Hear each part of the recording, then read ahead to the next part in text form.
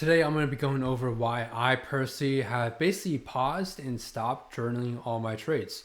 Now, this as a statement itself sounds very controversial and very against what everyone else on the internet preaches, which they're not wrong about how journaling is very important to developing as a good trader, but also matters what you are journaling, right? And again, before you even journal, you should be backtesting in the first place. So I'm going to explain to you guys why I stopped personally journaling and when you should be journaling, right, as a trader.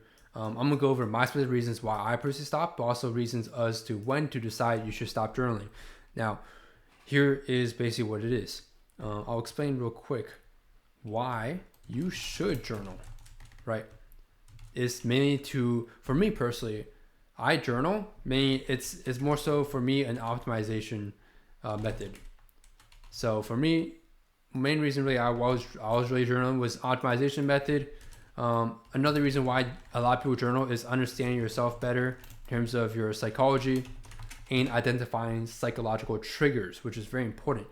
You need to understand and identify when you are making undisciplined actions or decisions in the market. And that's a perfect thing that a journal provides to you, because you can then look back on your day and see, okay, if I didn't take these trades that were random trades, I would have ended maybe today green. I would have ended today green, for example, objectively. And you will notice from these patterns that it ingrains in your brain understanding that you need the discipline and you will be green. If you don't have the discipline, you won't be green. So these are personally the main two reasons why you should journal. It's mainly as an optimization method. What I mean by optimization method is I'll show you guys in a bit and later in the video, but I basically have my journal. It's like 26 plus columns for every single trade I'm inputting, and I'm just collecting data on specific things I'm looking for to see if I can better improve the expected value of my trading system, because that's ultimately what will push your edge through the roof and through the boundaries, right? Always want to be trying your best to optimize a system, but I've come to the conclusion now after several years that my system, it's at the diminishing return graph in terms of performance. So if you could imagine, I know this is not the best drawing, guys, bear with me. This is X and Y. X here is time. Y here would be like basically your EV, your expected value, also known as your pure performance of your trading system, your pure performance metrics. How a trading system typically is when you discover a strategy is you will immediately have obviously maybe a negative EV or such like this. Maybe you have to start with a negative EV because maybe you're brand new trading, you don't have anything settled. But once you do develop a solid, robust strategy, you will typically be at a positive expected value to have a good strategy, I assume, right? And the typical first few tweaks you add and notice in strategy from journaling that you implement, these are literally called filters, right? Optimizing a strategy is called filtering a system. And what that means is, let's say, for example, let's say I've noticed that trading with the external trend will improve my win rate by 20%. If I optimize system, a very optimized system, basically, the most optimal system basically for a trading strategy would then be to only take trades with the external trend, because that's an easy plus 10 to 20% to your win rate. And again, check your data, because not every strategy will have this 10 to 20% boost in win rate. I'm just going off based on my strategy and based on my data, which I'll show you guys in a bit from a journal. Most people will start with strategy here. Once you add those first few filters, your expected value can potentially even double. Typically, a 10% difference statistically in your win rate will almost double your expected value. Yes, it depends on your risk reward ratio, but typically, for the most part, on average, the median is it doubles your expected value. Hence, it doubles your literally performance of your trading system. You have more wiggle room to make some or a few psychology mistakes if you do make them. Obviously, you don't want to be forcing those, or you don't even want to be making these human mistakes, but sometimes we do, right? And it's just human nature. Just manage and limit those as best as you can is basically the best bet. But as later, you will realize as your win rate keeps going higher, or maybe your risk reward is the thing you're optimizing as it keeps going higher, you will reach a peak in your expected value where you don't really see much further gain from your expected value. And in fact, I'm not going to say it goes down, but typically if you have too many filters on your system, that means less frequency of trades, right? That also means you're filtering out some good subs too that do happen to be winners. Okay.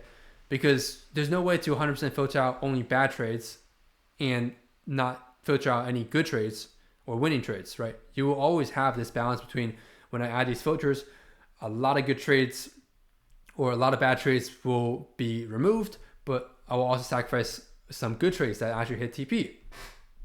And so your typical net risk reward may not align with your EV system because your frequency goes down. So then that's another added variable to your system that you can name Z if you like.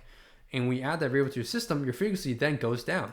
If your frequency goes down, and we're looking at your Z value of your system, which we're not going to talk about the actual Z value for standard deviations and such. We're just going to be talking about the Z value in terms of Z equals basically your net risk reward return, which is what we ultimately want, right? It's going to be lower because your trade frequency is lower, right? With that same system. Even though your performance is better, but if your trade frequency decreases maybe by triple or too much, it's going to decrease your net risk reward return. So basically, the gist of what I'm trying to say here is that you want to be optimizing in the beginning of your strategy, but as you later realize that adding more optimization or filtering doesn't really change much of your strategy's win rate, either win rate or risk reward, you just cut it off and you basically can kind of stop there, because here's another problem with optimization in trading. The market's not binary ones and zeros. It's always changing essentially. There's always going to be the same repeatable patterns, right? In a sense, if you want to call it patterns. I don't really like to call it patterns, but you can call it patterns, right? The market can either go up or down, or it consolidates. There's nothing really much else the market can do, right? It's either going to go up, it's going to go down, or it's going to consolidate. Those are really the three market conditions. Of course, there's lower volatility, higher volatility. That's also another thing to basically keep in mind. But the point is, right, like once you optimize enough, you don't want to keep optimizing further, especially if you're already satisfied with your results. And I'm a perfectionist personally, so it took me a while to realize I was in this stage and area in terms of my training system, because I was trying to perfect my system to obviously not 100% win rate, but to continuously improve it, not just for me, but also for my members, so you guys can make even more money than you already are making with a profitable training system. But I ended up realizing essentially, this is just overfitting. Once you optimize too much, you're going to overfit your data at some point. And what this means is you're overfitting and being too optimal about your system, even with a slight few differences, percentages in win rate, that it's overfitting to past data of these specific market conditions, maybe within 1 to 3 years, but it doesn't help dictate the entire picture, maybe a span of 5 to 10 years, right, in the future.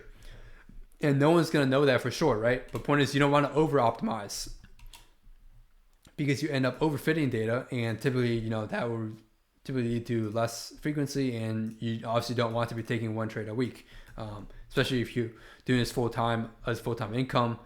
You need income basically coming in every week, right? And one trade a week, if it's a loser, you're really red for the week. That's not something we want. Hence why I day trade and not swing trade. So there's something to keep in mind, basically in terms of why you should journal, things like that. I'm gonna move this to the side here, so you guys understand now why I journal or journaled in the past, is because I was optimizing the system and also understanding myself and improving my personal psychology even further.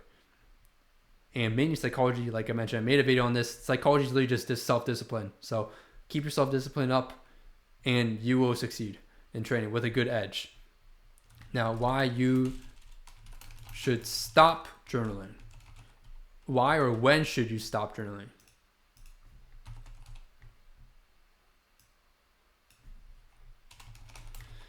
So why or when should you stop journaling? This is something I've come to the conclusion. I stopped journaling around March. I'll show you guys real quick with my journal in a bit towards the end of the video. But I believe I stopped journaling around March. So it's been about 2 to 3 months almost since I last journaled, really my trades that I've taken. And I'll explain real quick why.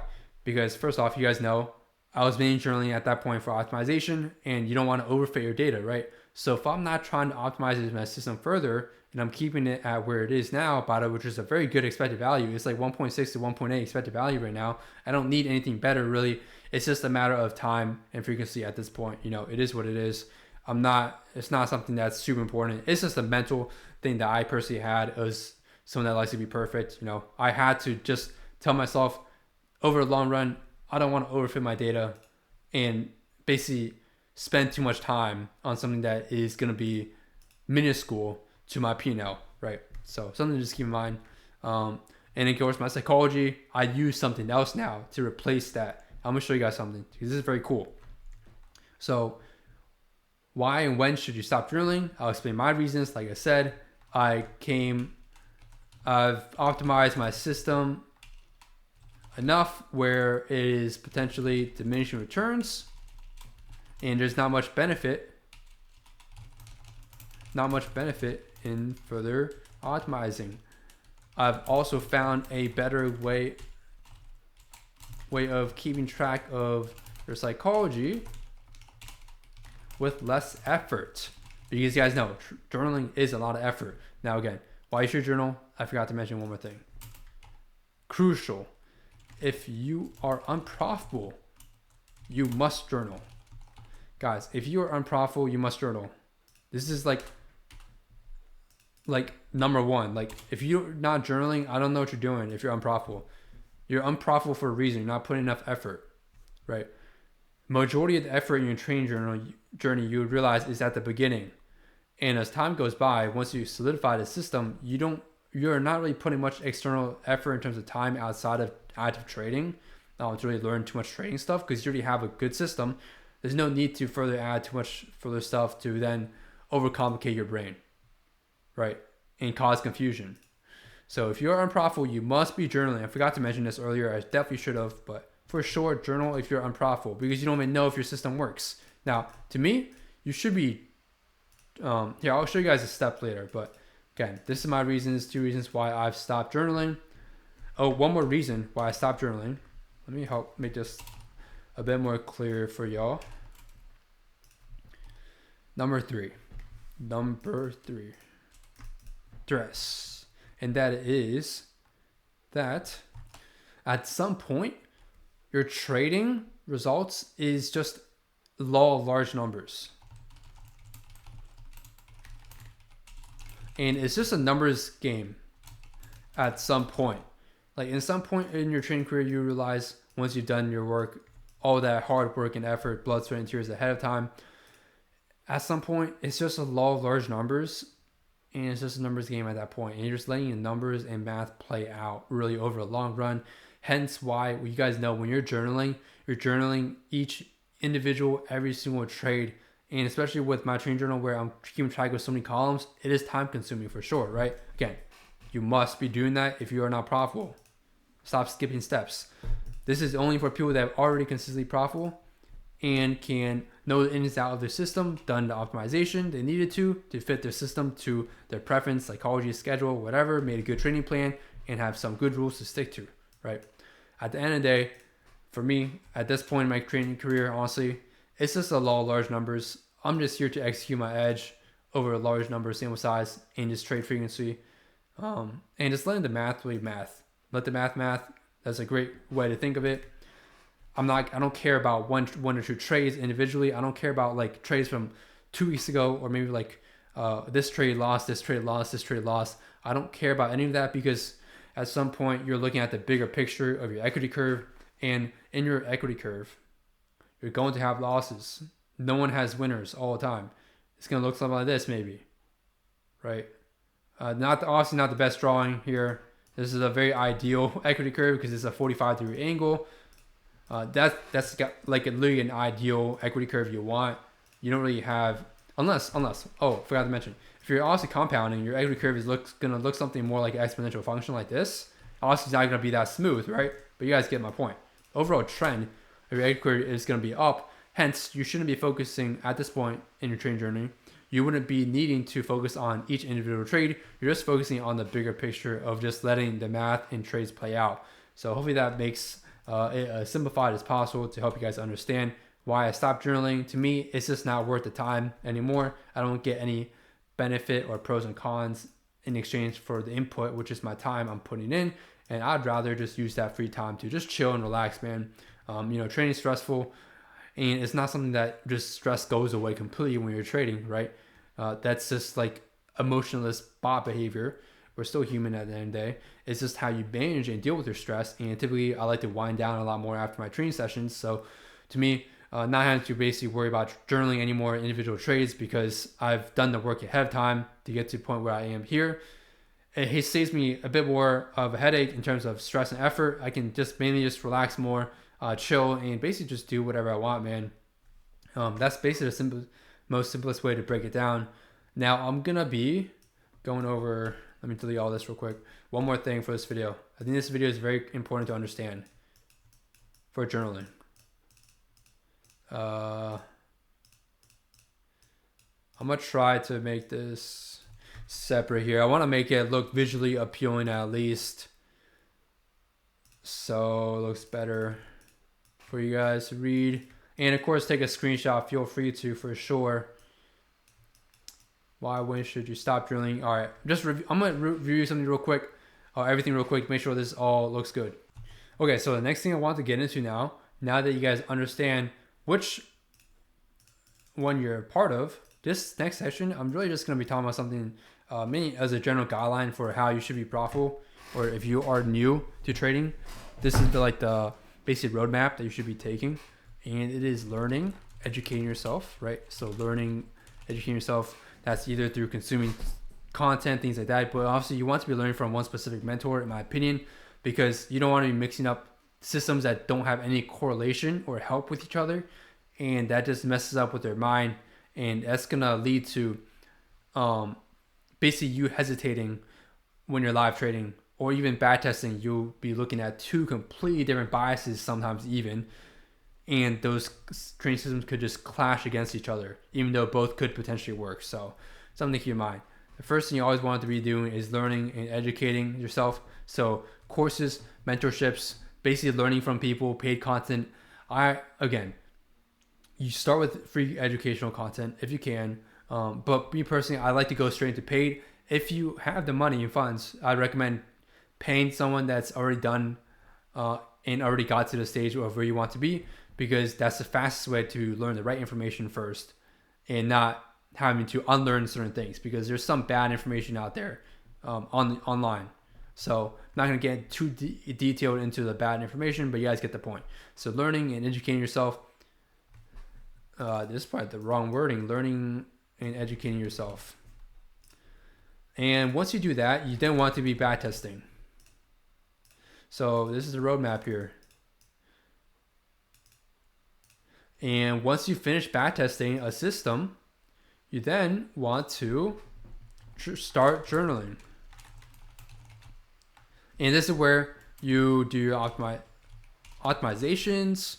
You can focus on your psychology, things of that nature, right? Trying to make this perfect. You guys can clearly see I'm a perfectionist, unfortunately. Not the best mindset for someone trading, but I have to deal with it.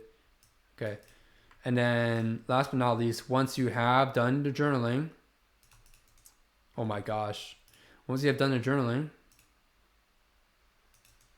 and optimization and you're satisfied with your expected value, you understand your strategy setup, you can identify your setup within seconds of seeing the chart. You should not have any confusion with your trading system. Then this is when you stop journaling and start trading live. And again, of course, you can still journal while you're trading live, right? Let's say you're still brand new to trading, or you haven't proven yourself to be consistently profitable yet. Sure, journal while you're trading live, of course. Stop journaling and start trading live. And this is when I would use the rule-based P&L calendar for psychology if you need it, right?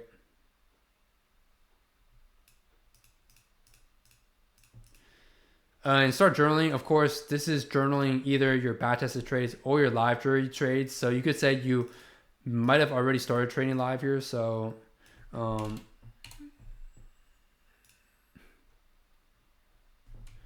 stop journaling. You fully understand your strategy, improving yourself, profitable, consistently. So typically you want to stop journaling once you've proven yourself consistently profitable, showing that you can really do this, right? We should stop journaling. There's another thing I could just say, just consistent profitability from month to month. I'd say give it at least 3 months of profitability before you stop journaling. Some people stop like 1 month in. It's completely up to you and how you like to approach it. But me personally, I feel like you get some benefit from still within the first 3 months or the first 3 months of training a system after doing all the work ahead of time. You get the most benefit, but after that, you probably don't get much benefit from journaling personally because, again, we're letting math play out, and at that point, it's just each individual trade doesn't really matter to us, whether it's a win or loss. So, again, this is basically a gist of how you should be really viewing journaling, and I'm gonna copy and paste this so you guys can save this.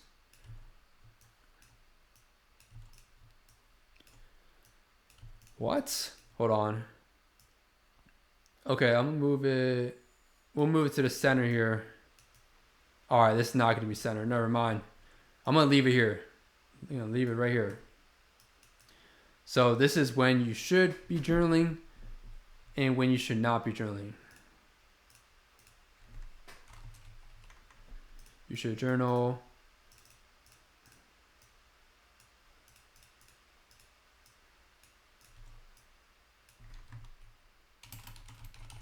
There you go. I'm gonna save this to my computer in case anyone ever asks for it in the future as a PDF or whatnot. Boom, downloaded. And next I'm gonna go into basically the training journal. All right, so I'm not gonna be able to show a journal just because I don't want to. I'm not gonna edit this video. It's gonna be a pure raw video, no edits or whatsoever. I'm just pausing recording to find certain resources, and I don't want to edit the video. So, and I don't want to obviously leak the link to the private journal because obviously people are paying for that. So what I'm gonna do here is show you guys something else, which is a rule-based P&L calendar, which is completely free, by the way. Go to my website, go to the WOP actually directly, wop.com/essentialtraders. You'll find something called the free Discord plus access plus more, I believe, and it will include a link to literally a free, completely free rule-based P&L journal I made. And that's, again, discussing literally the thing I mentioned earlier, which replaces your journal once you stop journaling your specific trades. You're not going to be journaling your specific trades here. Instead, you're going to be journaling based on whether or not you follow your rules for each and every single trading day. So honestly, if you just go to the WOP and get it yourself, you'll see everything more clearly. But this is what the general gist of what it looks like. Obviously, I have a filter system where you can literally just change it from month to month, so you don't have to worry about inputting all this data in terms of the right week, day, and number. But essentially, all you're doing with the rule-based P&L journal is you're not journaling, again, like I mentioned, no more individual trade journaling anymore. At this point, you've already optimized your system. You've proven yourself to be consistently profitable, at least for a month to 3 months, preferably.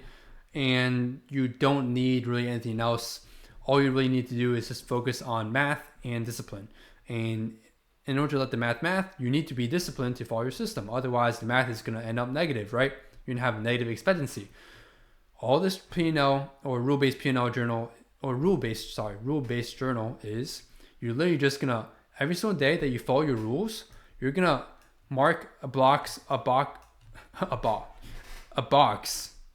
block green. So, for example, you use the paint bucket tool, whatever, in Excel or a spreadsheet. Pretend this is all green. Okay, that's green, right? Man, is there an easier way to paint on here? No, I don't think so. Okay. Yeah, just pretend this is all green. This is a green day. Every single day that you follow your exact training system and strategy and rules that you set for yourself to a T, you mark the entire day green.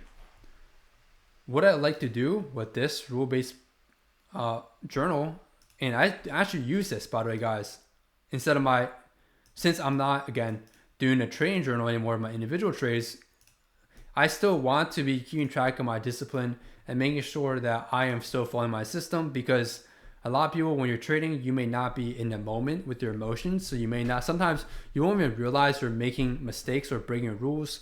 Hence why I keep the trades on my chart at the end of a training session, and then I go over and look back at the trades. Are all these trades aligned with my strategy or system? If yes, I mark the day green. If I notice I took some executions that are not part of my system, meaning random trades, aka for me 19% win rate with the random trades, then I'm gonna be marking that day red. So if you even make one mistake, guys, one mistake, keep yourself disciplined and be real with yourself, be honest with yourself. If you make one mistake in terms of not following your training system, I'm not talking about one loss, right? Losses are normal in any training system. But if you make a mistake not following your system or rules, mark it red. And at the end of the month, you will collect red and green days, right? So let's say you red, and let's say you have green here. And one more thing, once you color their boxes, what you can do after is you're gonna have to look up a YouTube tutorial on this. I don't have like the exact outline here, but you can basically write in text in each of these boxes. Once you unmerge all the columns, there's a feature in Google Sheets. Well, I think this is Google Docs. I don't remember what I used. But essentially, in Google, right, you can basically unmerge all the columns, and you can basically write notes. So, for example, instead of doing individual trade recaps, individual trade notes anymore, since, again, I've already optimized the system, it's just a numbers game at this point, right? I don't care about each individual trade no more. I'm not optimizing anymore. I already have my system down. That's the most important thing you guys need to understand. I would write things like, for instance, my motions. Let's say it was if it's a green day, right? You can say, good job. Followed my plan, right? Give yourself some positive reinforcement of some sort. I think it will help in the long run. Just getting 1% better every single day. For example, you do something like this. And then on the red days, this is very important. On the red days, you must specify what happened, right? So just write your overall emotions for the day on the red days in terms of what triggered those emotions and why you made those decisions. You don't just want to say, I revenge traded. Why? Why did you revenge trade? I took one loss. One loss shouldn't affect you. Next day, you should understand one loss is normal. Tell yourself certain things, right, that are actually important. 2 losses are normal in my win rate, but I tilted. This is an example of something you would comment out on a red calendar day in terms of your psychology discipline, right? Or you say, I FOMO'd some trades, for example. Or did not wait for my setup and tried anticipating something with no confirmation or whatever, something just not following my system at all, being very impatient, maybe you took 100 trades this day.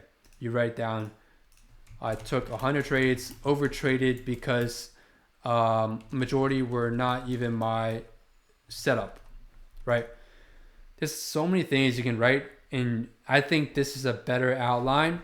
Personally, I think it's helped me a lot more. It's a better outline, I think, for all of you guys for your future trading if you already have your system down, because it's a lot less effort, and I think it's actually a lot more effective in terms of seeing how disciplined you are, because instead of having notes for each single trade, you're doing a whole entire day recap, entire session recap.